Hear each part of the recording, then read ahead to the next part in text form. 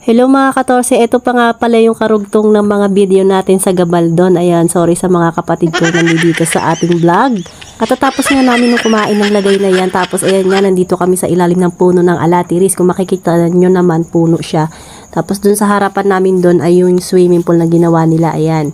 Tapos ito nga yung kapatid ko na si JP, ayan o, diba? Kung ano-ano lang yung mga pinaggagawa namin dahil katatapos kumain busog, ayan, mga tamad, kaya mga nakakanya-kanyang pwesto. Ito pala mga 14 ay January 1, no? Maalala ko January 1 tong ganap na to. Nandito kami ngayon sa may ano.